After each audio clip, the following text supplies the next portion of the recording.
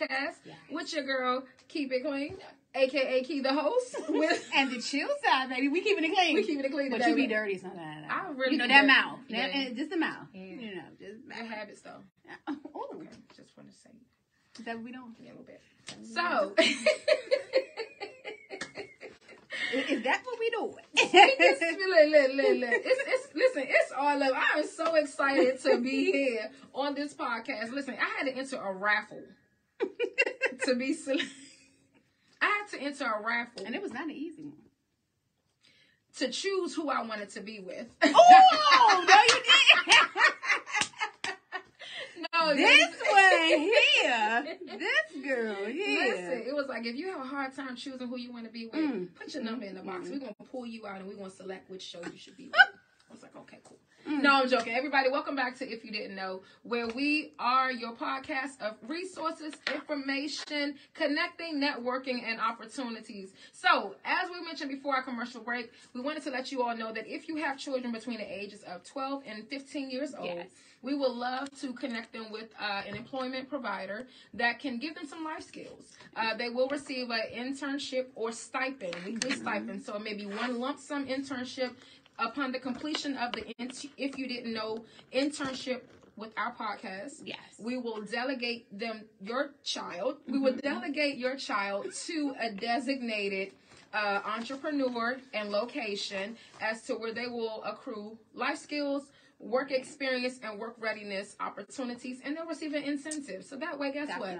You ain't got to buy no Xbox cards. Hello. You ain't got to buy them lashes. Hello. You ain't got to pay for Chipotle. Hello. They got their own money. Yes. All right. So connect with us at info@ifyoudidn'tknow.net so that we can give you more information on that. Just send in the email youth employment. In the email youth employment, we will need your youth's name, address, your contact number, your youth participants' contact number, and their age. Okay. So the address is most important so we can know which neighborhoods we need to connect your party to. And then the other thing is with that is you can also, at the end of this, we will also have a link in the comments where you can just click on it. There'll be a contact form where you guys can plug all that information into it. And I really want to keep reiterating that if you guys are interested in volunteering and helping, if you have resources that you want to provide, if you want to actually mentor a peer, make sure that you really do inbox us, hit us up at info@ifyoudidn'tknow.net so that we can get together, collaborate, and figure out what areas you want to help us in, what areas that you can provide resources to. That you can provide resources to and get this ball rolling, because it takes a village. I cannot say that enough. It takes a village for us to get out here and canvass these neighborhoods, the streets, the schools, the different communities, and reach out to the youth. There are so many things that we are currently lacking in the community, and if we aren't taking part in making sure that we get out here in the street and talk to the youth, we can't be afraid of them. You cannot be afraid. We have to do more than just create a podcast, create a channel, be on the radio. We have to get out there and we have to canvass the neighborhoods. We have to speak to them individually, and we have to speak to them in a manner in which that they know that we're not better. We don't feel we're above. We don't feel like we have anything more than you. We just want to reconnect. We want to find out, what's going on. Because a lot of these kids, they feel like it don't matter. They have this attitude or, persona as to all of us are going to die. All of us are going to die. They just living for the day and so forth. They're not looking at making sure that they have a future or feel as though someone cared. If they, live or if they die or not. So it's important for us to get out there and say, what are we lacking as individuals? What do you feel that as adults, as figures, that we're not providing you with that is causing you to A, B, C, D, E. Because sometimes we have to take the defense mode off and actually say, what is it that we're not doing? We may think we're doing everything correctly. You know, we may think that we're providing enough, but oftentimes we aren't. Sometimes kids just want to be heard. There are so many kids when we have the suicide prevention line and so forth to make sure that you guys reach out to, because there are a lot of kids who just feel like they don't have anyone. And an anti-bullying hotline. Yes. They feel like that no one is going to listen, that it doesn't matter, or they're going to be judged. And this is a judge-free zone. Mm-hmm. This is a platform, whereas we want to make sure that we are connecting fully across the board, that we are providing the necessary resources that you need, and that we are fully engaging. Yes. Speaking of engaging, one thing I want for everyone to do is self-inventory on not only yourselves, but your households as well. I also want you to know that you aren't your only influence on your children's lives, okay? And you may very much so be doing the very best that you can, but just can't reach them because you've aged out of the connection with your young person, okay? And this is at any age, whether it's a toddler to an adult, pre-adolescent or in adolescence. And there may be a community that can reach your child that is more positively inflicted and influential. So I want you all to connect with us and reach out to us. We have several mentorship programs, several apprenticeship programs, and internships that we can connect your children to. Yes. Okay. And some of those things that we will be helping them with, even with you have kids in school system, that's one of the things that we're doing. We're going to communicate with some of the counselors that are in the different area schools for the kids that are at more of a disadvantage. Yes. And we want to bring them in. We want to show them, how to do design. We want to allow them to be able to shadow and go into different businesses and provide them with the community service hours and things that they have, and start building, their morale. A lot of times they just need that morale boost, And we will not only limit the community service hours to those who are seniors in high school, but we will also extend that invitation to those who are returning citizens. Yes. So if you have a loved one who just so happens to be a teenager, or just so happens to be an adolescent or pre-adolescent who is in need of community service hours to complete their parole or probationary period, we would like for you to connect with us at info@ifyoudidn'tknow.net so that we can get them connected appropriately to one of the CSOSA representatives or the court and district appeals office, and see if we can get some things overturned. In the future, we will also link with one of the liaisons for the expungement. Absolutely. Yeah, absolutely. Yep. So we'll look forward. Critical. It's critical. So we'll do that not only for the District of Columbia, Maryland, and Virginia. Yeah. The age ranges for the mentorship is based on the need. So we will assist you from toddler all the way to senior. I guess you can say to senior. Definitely. I'm a mentor to my senior here, and she's doing quite well. Hey, in the arc of safety. Absolutely. Absolutely. So no, but all jokes aside, we would definitely like to expand and support for all families, because we want to bridge the gap. We want to connect our parties and our family and household members with secured employment. We want them to be ready for the workforce world, even if they're looking to establish their own business. Exactly. They can't do it without skill set and structure first. And we're reaching out to individuals and who are not just Black-owned, but the small businesses in general within the community that can take out a moment and say, let me talk to this kid, or let this kid come and shadow me. Let me explain to them how I did this. You have so many areas, whether it's poverty, whether it's suburban, whether it's a good area, you still have kids, that are in all of those areas that still have a need. And we want to make sure that we reach them and that we connect with them, and they feel comfortable enough to divulge whatever is going on and help them, because it's all.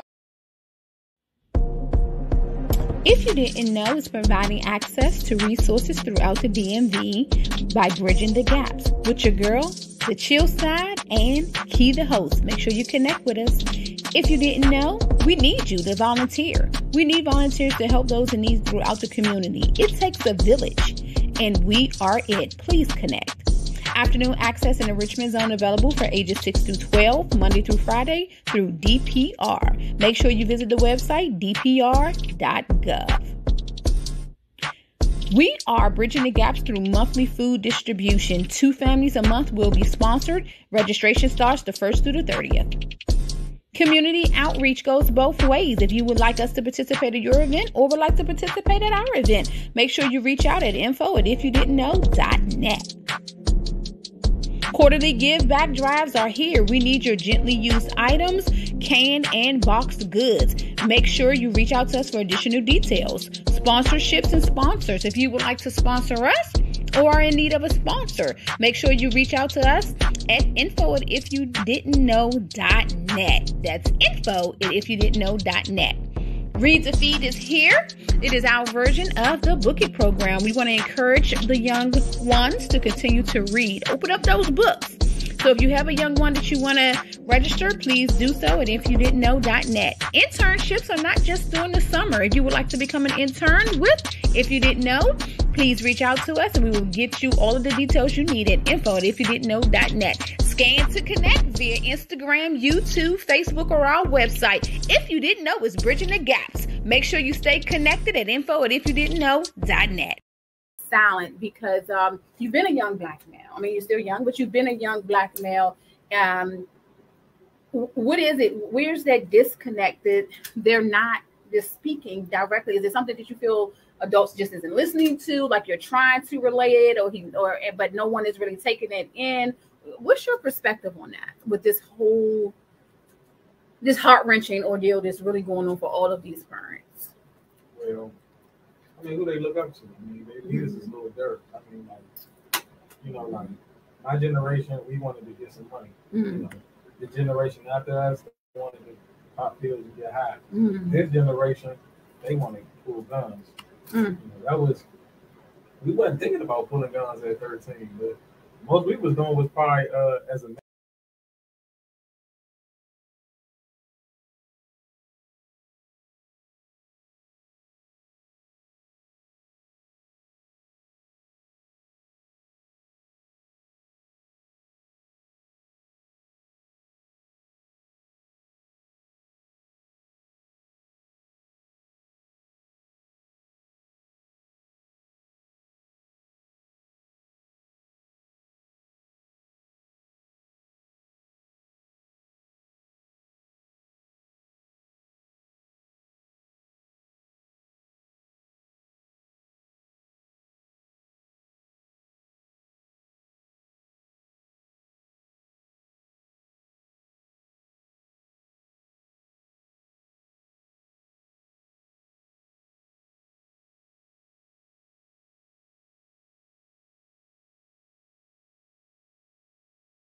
and what the audience was going to be. Okay. Because I didn't want to misrepresent who I am by performing it. Now, I can write a lot of stuff. Right. That don't mean that I'm going to be the person behind the mic. Yeah. Gotcha. Because some things that I can write about, I would never say out of my mouth. Okay. Like, yeah, I just don't do that. I get you. But yeah, for me, I'm more mellow. Mm-hmm. I like contemporary music. I like soft music. Everything that speaks well to me. Mm-hmm. I'm not a hostile club banger type of. I mean, the last time I enjoyed club bangers was probably Lil Jon and the East Side Boys or something like that, because it wasn't that bad. Yeah. Now it's just like, woo, I can't. Yeah, I'm trying to stay with my zen, my peace, my aura, my energy. Yeah, I can't get wrapped up into lyricists and then I lose who I am chasing these lyrics that mean nothing to me, because I don't even live this life. Right. The whole time it might just be the beat, or I might find the artist attractive, or those are the things that connect me to certain music, but it won't be the song. Right. And then you have some people, even when it does come to music, and even though it may be something that you wouldn't per se, like you say out of your mouth yourself, some things just the beat, just takes you, even if the language isn't right or so forth. Sometimes it is just about that percussion, or it is just about just about that percussion. Just be careful how this beat got you beating out here in the street. But sometimes it is just about the music. Sometimes, as they say, you let your hair down, and it's in that moment. It's for the moment, and then that's it. Then you can go back to your different genres and you're more jazz and classical. But you just gotta be careful what you're feeding your soul. You really do. Gotta be careful what you're feeding your spirit. Absolutely. Be careful what you're listening to, what you're depositing, what you're in, and be careful who you're following and what type of music trends you're following as well. And that spills over even into movies, because that new movie that's trending all over YouTube, Dahmer. Jeffrey Dahmer. I'm not watching it. I'm not letting that Shawty, that has gotten to be one of the most sickest situations. Yeah. I went to visit a friend, and a friend was playing the movie. I didn't know what it was, but I was like, that looked like the guy from the movie Casino. That was the Pimp and Ginger or something like that. I was like, they said, no, this is the Jeffrey Dahmer movie. I said, what is that about? It was like, you don't know who Jeffrey Dahmer? I said, should I? You know, like, let's talk about it. Let's talk about it. Who is this person? Yeah, he was the man that was going around killing people and eating them. Well, I know a lot of men that go around killing. Well, I know a lot of men that go around eating people, but they don't make movies about them. You know, and one of the sad parts, from that, and I haven't watched the movie, don't want to watch the movie, but you just remember, this is a whole new level of Hannibal Lecter that I ain't experienced. And there was one story whereas the young man, the one survivor, yes, the one person who initially was able to escape. Yeah, he escaped. He got out. He was barely dressed. Yeah, he ran out. The police, was there. They took him back in, and Jeffrey Dahmer was able to tell them that, oh no, we just had an argument or whatever. And that young man was taken back into where he just escaped from. Why would they take him back in there? What did they think? You ran out of the house, and the police said, "Come on, let's take you back." So I didn't get the whole. I'm just saying, like, I haven't either, but I'm just saying, if a person runs out of a place and you're barely dressed, it's no way. As what they think officer, you drunk? Well, he was drugging him, wasn't he? Drugging him? Yeah, from what they say. Yeah, I don't know. Yeah. So much going on, but there's just so many different things. But I just can't watch it. Don't get caught. And then I'm not judging anything in the officers or anyone that happened during that time. I'm just making a statement as to just my own perception from the snippet that I'm aware of. Like, I just couldn't imagine running out of that situation only to be taken right back into it when you think you're in that phase of safety. Absolutely. Don't get caught up into the trends, you all, of these movies and this music. Don't lose yourself. Don't get caught up with the misconception of mentorships and identity crisis. Don't lose yourself. Always keep yourself closest to you. All right, share yourself with no one except for those who value you and the importance of you. I am your girl Key, the host, and I am the chill side. But before we go, we have to have our devotion and we have to say our prayer. Oh yeah, you gotta turn the pretty girls on. We'll be pretty girls. All right. So I would like to take this moment just to close out the show. I ask God to come in and cover all of our viewers, all of their families and ours. I ask you to guide us home safely, and everyone who's out and about, I ask you to allow them to get where they're going safely. I ask you to allow us to be able to keep it clean, keep it focused, and keep it going. In the name of the Father, the Son, and the Holy Spirit, continue to uplift us, enrich our territories, and protect us. In Jesus' name, Lord God, I pray before thee and say amen. Amen. With you all, I leave these words. It's not where you're going. Yeah. It's not where you come from. It's not who's following you. That's right. But it's how you lead and set the tone in your life. Let your tomorrow set the example for the future that you want to hold. All right? You'll get there. It doesn't have to be rushed. Take your time. Allow yourself to reflect before reacting. Pray over everything. Self-assessed. Do self-inventory. We love you. Have a great night. We'll see you next week, 7 p.m. Same bat time. Same bat channel. There we go. Hey, if you didn't know. This week we have our guest, Dr. Persadon, with us. This is going to be a heck of a show. Before we jump into that, first, let me tell you, I've had one heck of a week. It's been long. It's been a lot going on, 16-hour days, and yet still I am here. My co-host is absent. Shout out to Key. But we are here. A lot is going on, but I am thankful to still be back on air. And again, we have our guest with us, Dr. Persadon. So how have your week been? My week has been blessed. Okay. It's been blessed. Every day is a blessing, Absolutely. I'm here. It could have been another way. So since it's this way, it's a blessing. It's a blessing. Yeah, it's a blessing. So it's a blessing. Yeah, I respect that. that. Again, I'll go back to complaining because I'm tired. No, It's such a pleasure to have you on air with us. All jokes aside, Glad to be you know, absolutely. I'm glad that you actually had the time to make it out of your schedule. You have a lot going on. We do. And I'm gonna give a very brief discussion introduction. Percy Don is a fellow graduate of Prince George's County School Systems, and one of the reasons why I brought him on is because we have so much going on in this direct community right now within PG County. And to have someone who has actually jumped all of the hurdles that are out there, avoided all of the stereotypes, and has embarked upon such a great journey and path, and have really just put the hard work in, it just lets us know that out here in this community, it's all about the choices that you make and the drive that you have. It can be done right now. And as I said, you're looking at in PG County, in the area in which we went to school, and District Heights, you're looking at every day 2 to 3 deaths, you constant drive-bys and robberies and so forth that's happening directly in that area. What would you say as a Black male who graduated out of the very same area, what do you believe it took for you to be able to position yourself to not fall to the peer pressure, to not get involved in a different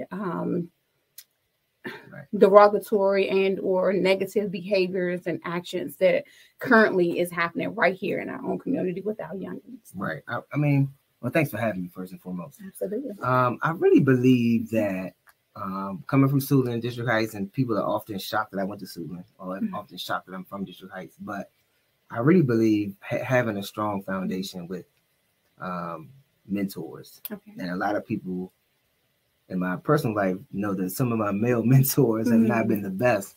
But my father, though he wasn't always there for us, really set some standards in place.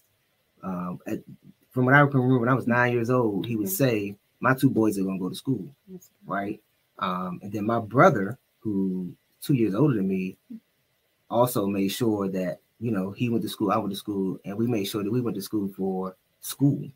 We didn't go to school for other things. Of course, we were into the social activities and all because you were in the sports and everything. We were in the sports and stuff like that. Sports played a huge role in why I became successful.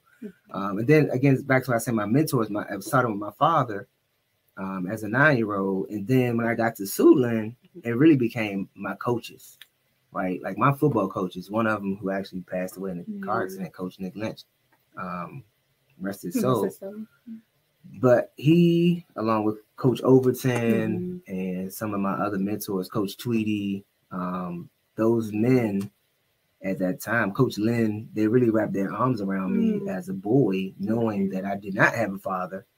And Coach Overton, I still talk to this day. Okay, wow. I call him Papa O, for example. And those guys really mentored us and made sure that we stayed in that close-knit, tight-knit group. And then Miss Caldwell, who was also a teacher at Suitland, who passed away, God rest her soul. They really just wrapped their arms around me. And that's something that Suitland offered.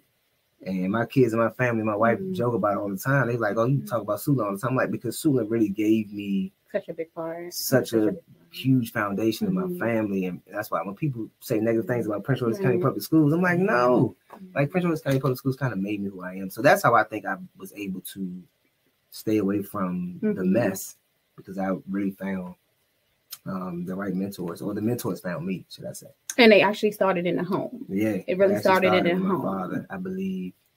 I mean, my mother too, but I believe my father he really set the tone. Like I said, he left when I was 10, but when I was from 1, 2, 3, 4, 5, 7, 8, 9, he was just a strong proponent of my boys are going to go to school. Like, and that was just something that I just remember vividly of him saying all the time. So.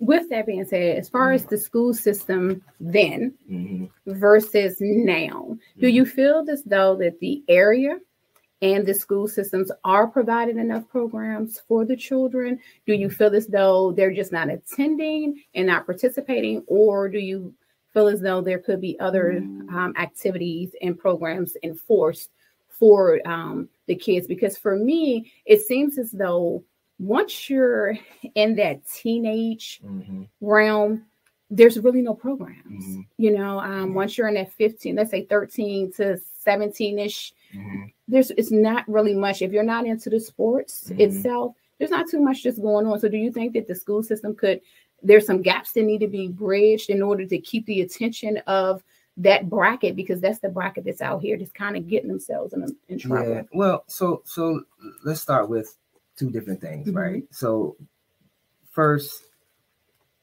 there are several programs that exist. Okay. There are several programs that exist. I have two teenagers in the school system right now, one at Bowie and one at Eleanor Roosevelt. So there are a lot of programs that exist in those schools. However, I'm not being critical of the school system, but however, I do believe that there are some programs that can be maneuvered to different types of areas. And that comes with really knowing your population, or really knowing your group, or knowing your citizenry, or knowing your people who are going to your particular schools, to really build sustainable programs into those particular schools. For example, the needs at Eleanor Roosevelt are extremely different from the needs of Crossland High School. Right? Two totally different schools, two totally different populations, two totally different needs. Yet both are still in PG County. Both are still in Prince George's County, correct. And so it's just there's some programmatic issues that may exist. But again, I haven't studied the school system enough to really provide a solid answer to that. But I do know that the demographics are so different. And then I think not just the school system, but the communities have to participate a little bit more, because those communities are so different. And then the schools are usually a result of what's going on in the communities. Absolutely. So the communities probably need to step the game up a little bit and provide more programming, and really providing more outreach. You know, some of the stuff that we do with mentoring to young people, probably a little bit more on those communities that have a higher need. So. Okay. Yeah. Wow. That's like you said, what's needed in Crossland versus what's needed over at Eleanor, over at Roosevelt. Right. You know, and the community being able to step up and take part in the things that's going on. That's one of the things that, if you didn't know, is mainly, you know, advocating for, is to make sure that we're putting the footwork in and going back in these communities, talking to the schools, and finding out which kids are problematic or which kids have an additional need, so that we can work with them. Not to say that the kids who are on the right track shouldn't get additional programs or just have, you know, other things offered to them. We just want to make sure that those that are lacking, you know, some gaps can be bridged, and we can be there and be a face, because coming out of the community, I believe it's our duties to make sure that we go back and, as alumni, you know, and as individuals, period, and make sure that other kids are able to come up and have a little bit more during the holiday seasons and so forth. There's so much just going on, and people give back during that time. But there are so many that's struggling every day, you know, whether it's academically, whether it's, you know, and on the home front, financially, you know, there's help that's needed every single day. And we're trying to make sure that we position ourselves with the school systems and with the different communities, recreational centers and so forth, and find out what we can do as individuals to provide another outlet and another resource for them to be able to come and participate in, and for us to give back to. Do you feel that there's more drives that can come from the educational side, or within the direct communities? I can say that one of the schools here in PG County, SAMU P. Massey, it's one of the charter schools. I believe you go from actually it started like they do 2-year-olds all the way up to like 8th grade. But every Monday, they actually give back food and so forth to the community. Have a food bank program, and you don't have to show ID, so they don't even know if you're actually from the actual community, but their attention is on making sure that another family is getting fed, and they're getting the groceries and so forth that they need, even if it is for 2 or 3 days or a day. Do you think that there are other things out there like that just all of the schools could be doing versus just one or two? Yeah. So not to cut you off, but I think there are some systemic changes that can be made countywide, and not just on the schools, but as far as the county is concerned. If you look at other communities, you see that there's a sense of family. And when I say sense of family, I don't mean traditional. I mean, they're non-traditional as well. Exactly. And so pouring into the community on all aspects of, if you go to DC, the city provides so many resources to its citizens. And we're like, why don't we have that here in Prince George's County? Right? The whole program is excellent. There's so many programs. And so there's even when it goes talking about our seniors, like we have so many programs in DC and other areas. I mean, we do have some good things here in the county. But yes, I think the county and the school systems and the community, because I don't want to put all the onus on the government organizations, because I think a lot of us private citizens can do a little bit more. Is really having a sense of family. I mean, even if you look at the neighborhoods nowadays, I knew all of my neighbors growing up, but now I don't. I know my neighbors, but I don't have a strong bond with my neighbors. And it's a huge divide there. It's a huge divide because a lot of parents now versus when we were coming up, they don't even want you to say anything to their children. They're like, you know, don't talk to my child and so forth. But again, I think that's part of the shift in the behavior. And I think that's why there's a disconnect between the have and the have-nots. And so those who are privileged and those who are not so privileged. I mean, I just remember growing up on Harvard Road, we knew all 20 houses. There was 20-something houses on there. We knew everybody, literally. If I walked from my house down to the end of the street, they knew who I was. They knew who my brother and I were. Even my old best friend lived on the end of the street. And nowadays, my daughter doesn't even know our next door neighbor. They're the same age. Right? It's just a big change in the demographic. It's a change in the way our culture, I think, has changed a little bit. And I think that's why there's such a divide in some of the poverty increases and some of the challenge increases amongst our community, because we've divided ourselves. I would love to not be divided, but it's just kind of how the culture has changed these days. Definitely agree with that. Speaking of which, we're going back to the school system. I mean, we're focusing so much on school because Dr. Don has been with the school system for quite a long time, from Prince George's County to DC. He hasn't touched Virginia yet, but he's getting there. No, it's on the list. Know. Is it? You know, I don't think so. We got to make it DMV. You know, you know. So hopeful. But from Prince George's County to Washington D.C. right now, you are at HU. Howard University. HU. Yes. Well, tell us a little bit about how you got into the school system and what made you want to get into the school system, and what branch did you start out, like which role? All right. So the genesis of me wanting to be in education came from me wanting to be a football coach. Facing at least 12 years mandatory in the Baltimore County prison system. I think he's in BCCC is what they call it. BCCC. So Ashley will be receiving her I Love My Inmate t-shirt with a few trinkets. She has requested books, so we are going to sew into her, and we'll also continue to extend prayers to her family and her dad while he is continuing in his sentence. So we're looking for more people to involve into our care and share list here, because we definitely want to connect with you all to let you all know the hope is not gone. Right. And you got to just send us an email to info@ifyoudidn'tknow.net. Let us know what you need.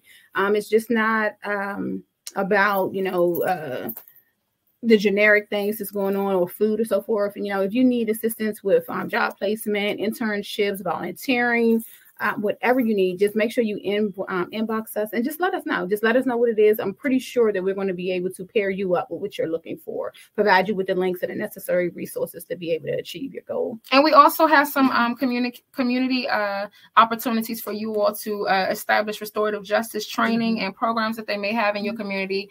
We can connect you with the Pathways experts. Also, we can get you paired with those who are responsible for the Project Empowerment Program.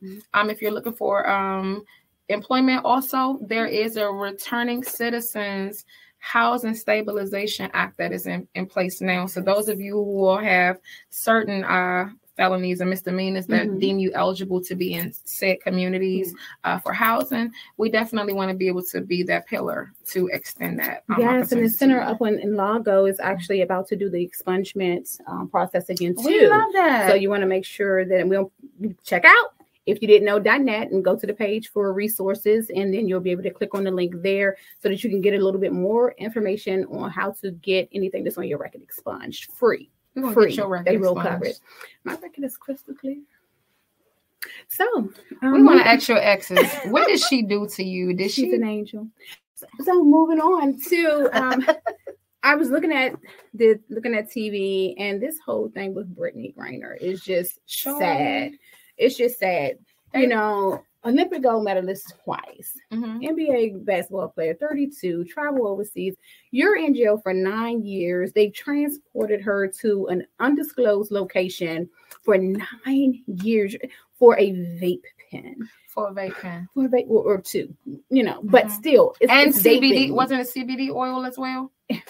But that's what they're saying, but it wasn't anything to the magnitude for 9 years, let alone being transported to an undisclosed, you know, penal colony is what they were saying. It's sad what's going on with her, and it's sad that we, you know, haven't been able to do much. I know that from some reading that they said that they were trying to do a prison exchange, you know, to get her back here and give them one of their own, but because of the way supposedly that it was approached and brought up to them, they declined. So unfortunately, you know, it's looking really bleak for this young lady to make it back home in the States before serving 9 years. I'm just praying that God keeps her in the ark of safety, and that our sister does not wind up somewhere trafficked or becoming a slave to the Russian community, and, you know, pregnant, beat up, you know, I was reading an article on it, and one of the young ladies who was imprisoned over there for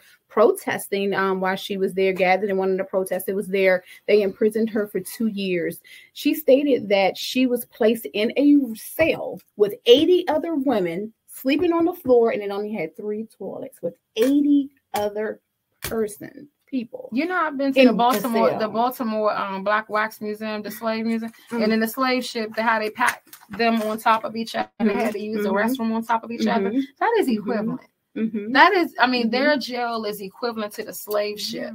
Okay, that is something crazy. But inhumane. Brittany, we are praying for you. I don't know if you can receive letters or anything like that, or if you are in touch with your family. No. Yeah, she's not even in touch with her family. They know where she is, but honey, we are definitely praying for you here at If You Didn't Know. For those of you all are in the Russian penal judicial system, we will ask that you, is it penal? Penal? Sorry. If you are in the correctional facility, we ask that you not harden your heart towards this young lady. Right. I didn't mean to say that. Y'all listen. Okay, y'all know me. It's the braces.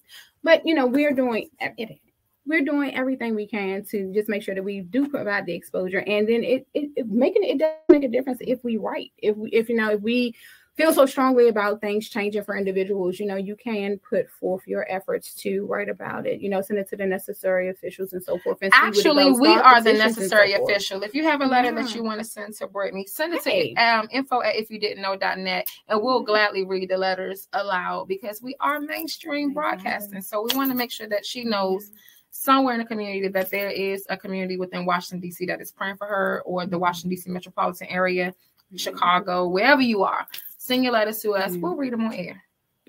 Absolutely. I like that. And just to touch back on the voting thing, I was really happy to see how many people, when I was even driving through the city and passing some of the poll stations and so forth for them to go and vote, how many people that actually showed up. You know, they was out there. They were young. Yes. They were young. Yes. It was a good scene. It was a good sight. I had to smile, because we shed so much light, so much media attention on the negative, on the drive-bys, on the gun shootings and so forth. But we did not.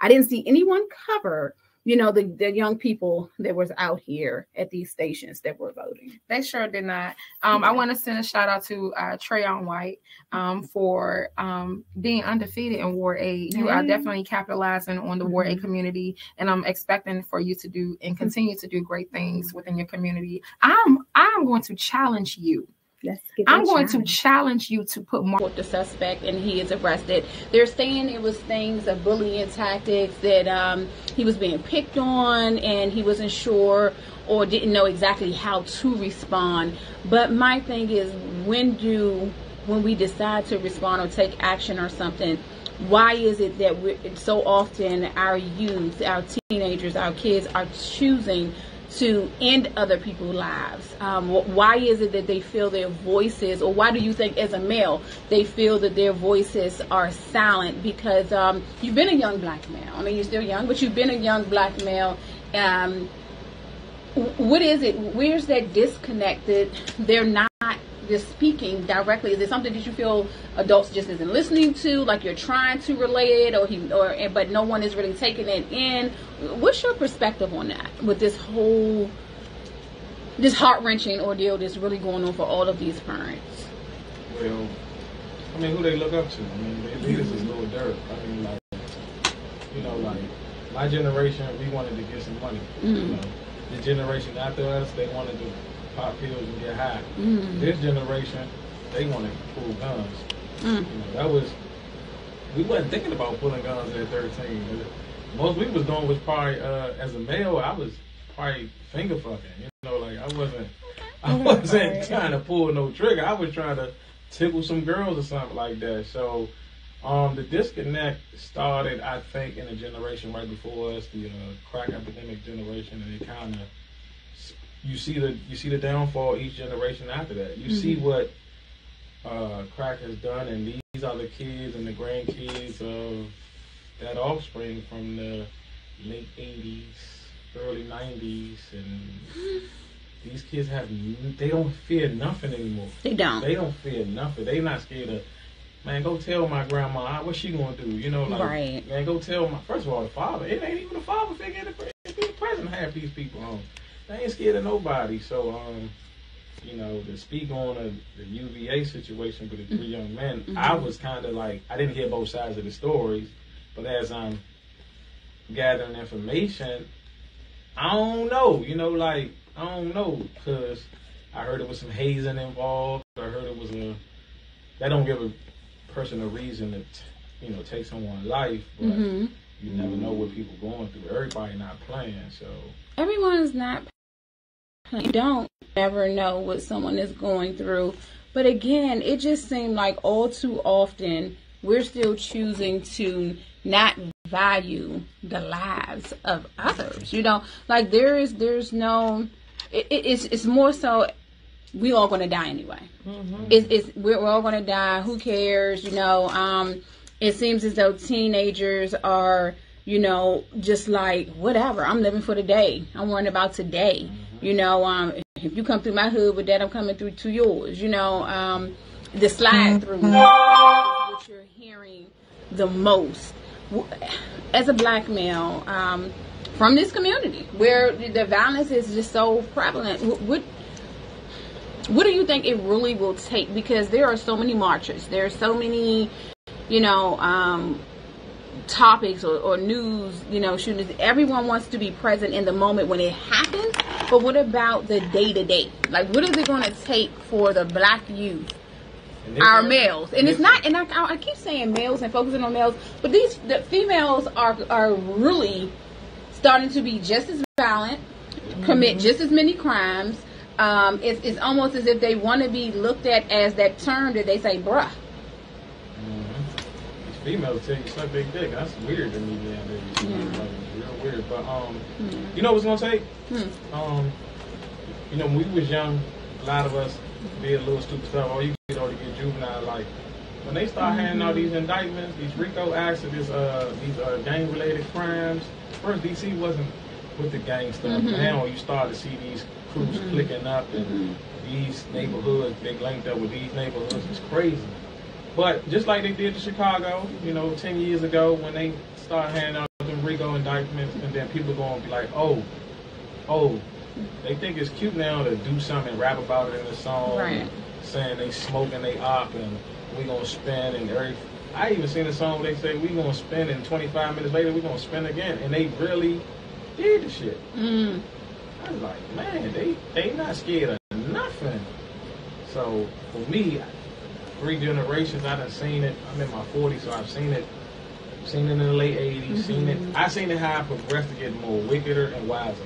Like this generation is very wise, Right. but they also wicked as hell. They don't fit anything anymore. Like, you know, if I saw you with your mother or your child, you gotta pass that day. These fools will shoot you and shoot your child. They don't care. They're not worrying about that. The women and children do not get past these days. Yeah, But I mean, somebody was saying like social media that has a big role to play in everything, and what they're saying, the videos, the music.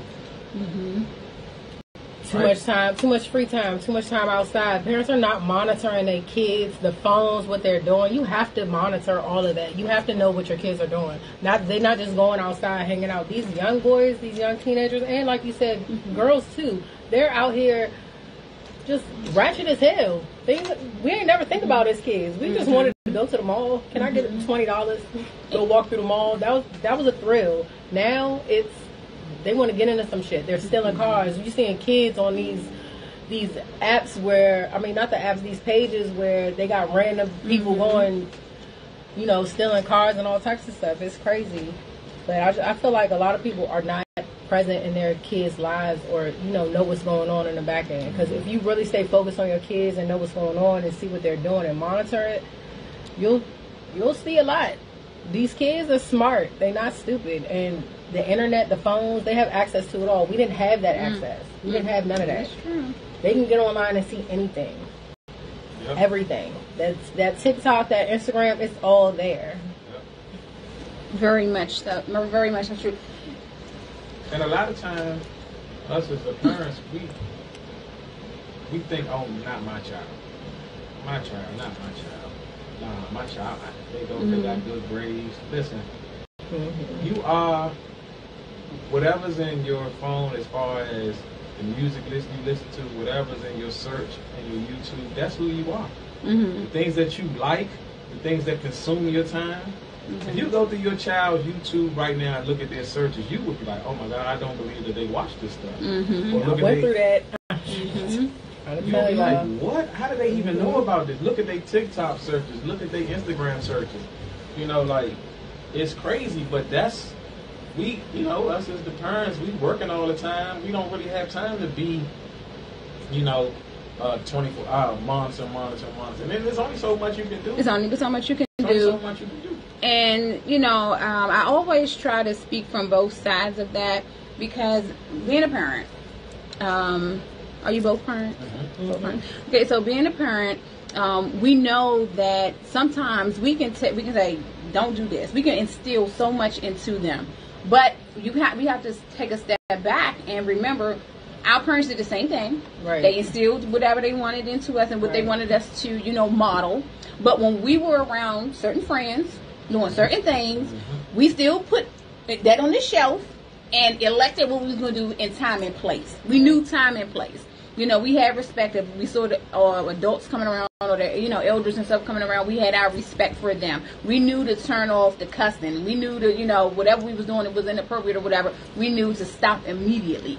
That's not there now. That is not there now. There is no light switch. And one of the conversations that I was having with my co-host, Keys, was that now it seems as though it's so many parents that are more so worried about relating to and being a friend to their child and doing things that they shouldn't be doing. Well, I'm gonna say from my perspective, from my opinion, shouldn't be doing with their child. You can't demand respect and then put yourself on their level at the same time. It's just really not going to go together. Just because a child is 8, your child is 18, it does not mean, or 17, just about to turn 18 or whatever. It doesn't mean that you should be doing certain adult things with your kid. You have to still have that divide there. I remember coming up, I'll speak on my own upbringing. Whenever it was the aunts gathering or the family gathering where they playing their cards and all of that stuff, kids were seen and not heard. Absolutely. It was step off. Absolutely. You gotta look. You got that look when you knew if you don't go sit down somewhere, you know, or you knew to go in your room and not come out until the game was over. You know, it was just certain things, and now that is just a thing of a past for the majority. I'm not going to say for all, because there are still a lot of households, there's still a lot of family structures that do still have that bond, because they have, they're still in that more traditional upbringing versus this new age way of raising kids. Yeah, on behalf of the black men in this area, in this country, I would like to say sorry to the black women. A lot of it is our fault. Not me in particular, but it's our fault. A woman can't do this by herself. Right. I don't care if you're raising girls, you raising... Listen, if you're a single black mom, you gotta go out here, go to work. Sometimes you gotta go drive Uber, DoorDash. You don't have time. You still trying to make ends meet. So you don't have the balance. So a lot of this comes from broken homes. Let's just call it what we call it. It's not a positive male figure in a lot of kids' life. It's not a positive. Uncle be on the same shit that you. My uncle smoke weed with me. You know what I'm saying? Not that's, my uncle. But that's what I was speaking of in regards to you. You're asking them to respect you. You want them to get up on the train and do someone older, or you want them to, change their language and their tones and so forth when adults step in the room. But yet you're indulging and engaging in this on the same level of activity as them. So why would they? It ain't no more OGs. Why would they separate it? Ain't no more OGs. OGs be in their 40s still going to slide with these young boys. Right. You look at the young dog situation. They just locked up a 43-year-old man. How the hell he connected with a bunch of 20-year-olds in a murder?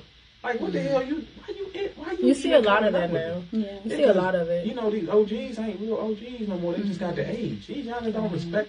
One thing I will say I like about this young group, they not like us. You know, they kind of like try to shield us with the religion, the civil rights and all that. We kind of like, oh, I'm going to stop. These youngers, man, they ain't, fuck that shit. You know what I'm saying? Like, if you ain't showing me no respect, I ain't going to respect you.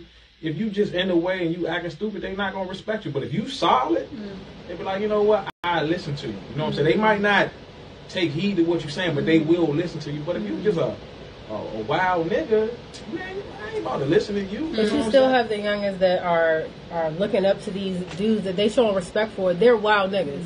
You know what I'm saying? They're wild niggas who got these young kids going out with the guns, robbing people, stealing cars. I see it. I see my friends go through it with their sons, with their young boys, 15, 16. They keep running away. They in the streets. They trying to mimic what they see. My friend told me her son watching videos like, I want to do this. I want to be like that. He ain't never seen that at home. He wants to be that. I'm in a fucked up predicament because I got friends whose son was the suspect, the other son was the victim, and vice versa. I'm looking at one page like, damn, they son got locked up for killing this person, and I know both the parents. Oh, you know what I'm saying? So it's like I can't choose sides. I gotta watch what I say, and you know it's spiraling out of control because the old niggas will let these young niggas go out here and crash out. Like, man, go. We come from her like, y'all don't make the block hot, y'all. Right. Don't bring the police around here. This is how we get money around here. My thing is, this is what I don't know if you get a close up, but listen. To all you young niggas that's spinning and blowing each other up, live your life, that's on y'all. I wish y'all stop. Not condoning it. But listen, if you're going to blow each other up, don't stand by somebody's building where they got their kids at. Go stand your ass by the trash can or by the stop sign or at the front of the neighborhood. So when these niggas come to shoot you, they know who to shoot. You standing by these buildings and these little kids getting shot, and you going around doing the same thing, listen, stop that shit. First of all, it ain't 1987. Why y'all still outside on the block? Like, come on, man. How much money you really make? 1987. Outside doing that shit in 1987. They are not them ones who are coming up. No. Start shooting when it's just nothing but kids, and they come when the whole family outside. At least you respect. And they don't have no aim. Let's start there. They don't ever have no aim. Their aim is always hitting the damn kids, the women, nobody involved. The target always walks away with fucking laughing. Right. And I think that's a part of them being cowards because the difference is when we came up, we fought. We fought.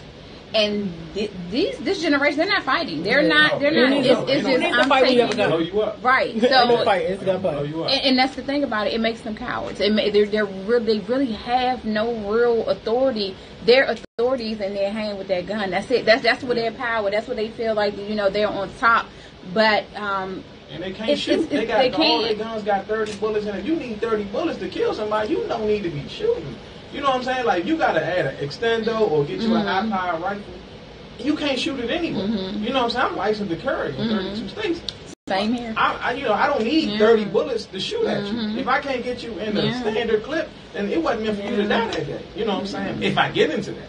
You know, but like you said, though, it's crazy out here, and they can't shoot. At least in our era, if somebody if they got their man, they got their man. They got out the car, walked down, and got their man.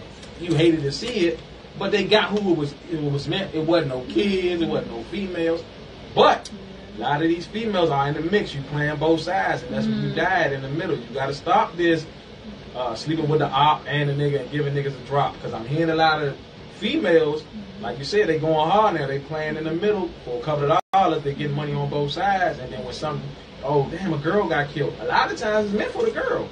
You know, I'm gonna be honest with you because I still hear this. A lot of times that be how the girl will take somebody's phone and order an Uber from their house. Don't nobody know how this man live at. You know what I'm saying? So it's like a back to that music. Yeah, you hear the songs. The females setting niggas up. They want to go do that. Yeah. They want to mimic everything they see. But, you know, going back to what you were saying, how do you stop those young kids? They're so numb to it because the kids are dying so young. They're not scared to die.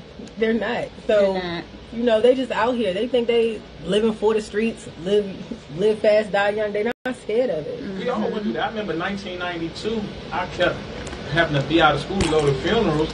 The teacher thought I was lying. There's no